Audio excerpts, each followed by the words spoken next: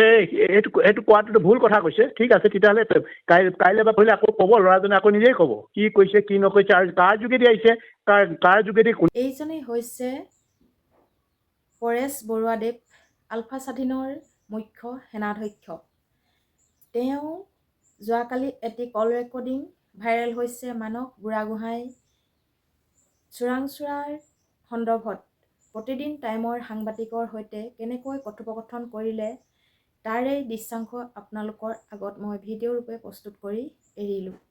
শুনকচোন কল ৰেকৰ্ডিংটো।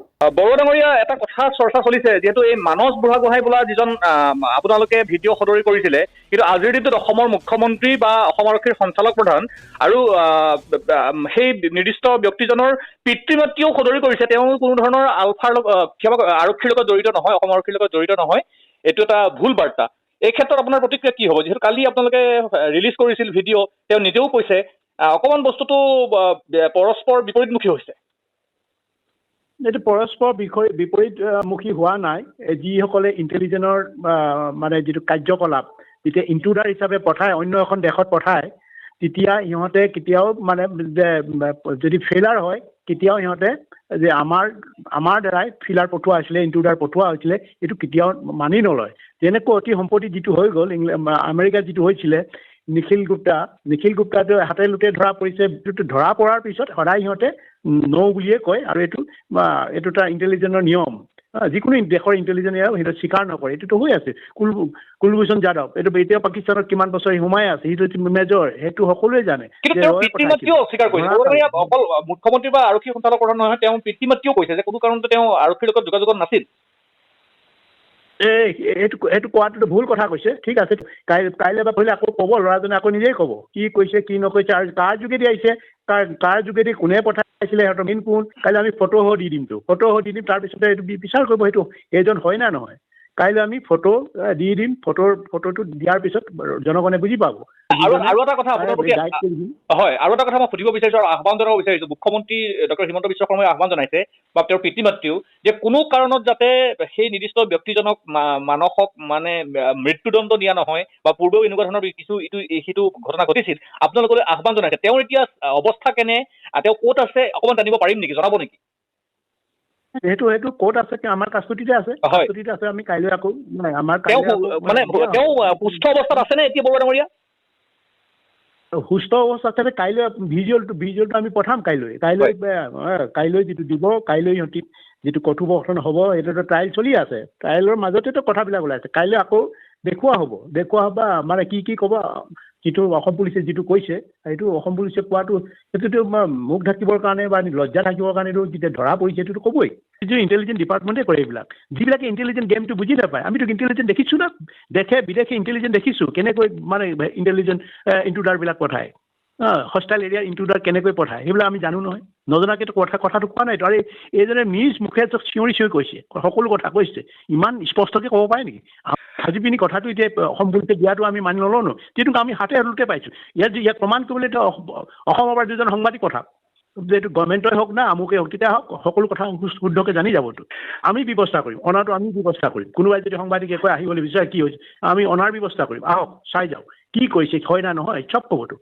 আপোনাৰ কথাখিনি আপুনি কাইলৈ ফটো সহ দিব, সেইখিনি বাৰু ৰাজহুৱা হ'ব, আমিও প্ৰচাৰ কৰিম। কিন্তু আপোনাৰ প্ৰতি মুখ্যমন্ত্ৰীৰ এটা অনুৰোধ যে কোনো কাৰণত যাতে চৰম শাস্তি দিয়া নহয়, এই ক্ষেত্ৰত আপোনাৰ কিবা প্ৰতিক্ৰিয়া থাকিব নেকি?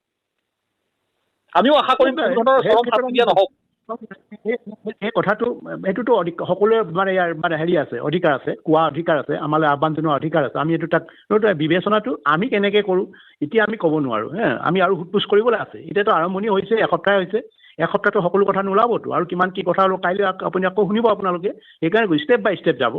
এটা গ্ৰুপ আছিলে সিহঁতৰ অসম পুলিচৰ, এতিয়া ধৰা পৰিছে। ছোৱালীকেইজনো আছিলে, যিকেইজন নাম কৈছে 2-3জন আমাৰ ল'ৰা, 3-4টা ল'ৰা ধৰা হৈছেতো। আৰু যিটো কৈছে মানসৰ নাম কৈছে, মানস চলি, এইটো বহুত দিনৰ পৰা আছে। এইটো জোনেল অফিচাৰ হয়তো, ই নাই বুলি ক'ব পাৰে নেকি? তাৰ ফটো সহকাৰে আমি দেখাই দিম ন, যাৰ নাম কৈছে জোনেল অফিচাৰ কৈছে, তাৰ ফটো সহকাৰে গাড়ী সহকাৰে আমি দেখাই দিম কাইলৈ। আপোনালোকে ভিডিঅ' ৰিলিজ কৰিব? অৱশ্যে কাইলৈ কৰিম, আমি কাইলৈ কৰিম। তেতিয়া সকলোৱে গম পাই যাব। তোমাৰ এতিয়া মাক দেউতাকো আমালৈ আহ্বান জনাইছে, আমি শুনিছোঁ। আমি কৈছোঁ এতিয়া বিচাৰত আছে আমি বিচাৰটো স্বচ্ছ হ'ব আমি দেখাই থাকিম নিশ্চয় আমি আশা কৰিম কাইলৈ আপোনালোকে কাইলৈ যিটো ভিডিঅ' ৰিলিজ কৰিব আমি সকলোখিনি তথ্য ৰাইজে লাভ কৰিব কিন্তু পুনৰবাৰ কৈছোঁ যে বিশেষ কোনো ধৰণৰ শাস্তি যাতে কোনো ধৰণৰ দুঃসংবাদ যাতে নাহে সেইটো আমিও আশা কৰিছোঁ আৰু সেইটো আপোনালোকৰ ফাললৈও আমাৰ ফালৰ পৰাও অনুৰোধ থাকিল প্ৰতিদিন টাইমৰ সাংবাদিকৰ সৈতে যিটো কথোপকথন কৰিলে মানস বুঢ়াগোহাঁই চোৰাংচোৱা প্ৰকৃততে হয় নে নহয় তাকে কৈ পৰেশ বৰুৱাদেৱৰ এটা কল ৰেকৰ্ডিং ভাইৰেল আপোনালোকে হয়তো শুনি আচৰিত হ'ব লগা কথা একো নাই পৰেশ বৰুৱাদেৱে যিকেইটা কথা কৈছে সকলো সত্য এতিয়া আজি তেওঁলোকে সম্পূৰ্ণকৈ আৰু এটি ভিডিঅ' প্ৰস্তুত কৰি ৰাইজৰ মাজলৈ দিব সেয়েহে আপোনালোকে মানস বুঢ়াগোহাঁই কেনেকৈ শাস্তি পাব কি কথা সকলোবোৰ গম পোৱাকৈ পৰেশ বৰুৱাই ইতিমধ্যে সাংবাদিককো তেওঁলোকৰ শিবিৰলৈ নিমন্ত্ৰণ কৰিছে যদি ইচ্ছা কৰে আমাৰ অসমৰ সাংবাদিকে গৈ মানস বুঢ়াগোহাঁই কেনেকৈ আছে কি কৰিছে সকলোবোৰ চাই মেলি আহিবলৈ তেওঁ নিৰ্দেশ দিছে আৰু আমন্ত্ৰণ কৰিছে যদি কোনোবা ইচ্ছাকৃত সাংবাদিক নিশ্চয় যাব পাৰে আৰু পৰেশ বৰুৱাদেৱে সঁচাকৈ বৰ সুন্দৰকৈ কথাকেইটা উত্থাপন কৰিছে চৰকাৰখনৰ আচলতে মুখ্যমন্ত্ৰী হিমন্ত বিশ্ব শৰ্মাই যিটো পোনছাতেই মানস বুঢ়াগোহাঁই চোৰাংচোৱা নাই বুলি নাকচ কৰিলে সেই কথাষাৰ পৰেশ বৰুৱাদেৱে কৈছে যে এইবোৰ ধৰা পৰা পাছত এনেকৈ কয়ে কোনো সংবিধানতে তেওঁলোকৰ স্বীকাৰ কৰা দেখিবলৈ পোৱা নাযায় আৰু সংবিধানৰ এইটো ৰুল সেয়েহে তেওঁলোকে সেইটো কোনোপধ্যে স্বীকাৰ নকৰে আৰু এনেকৈ ক'ব বুলি স্পষ্টকৈ কল ৰেকৰ্ডিংটোত কৈছে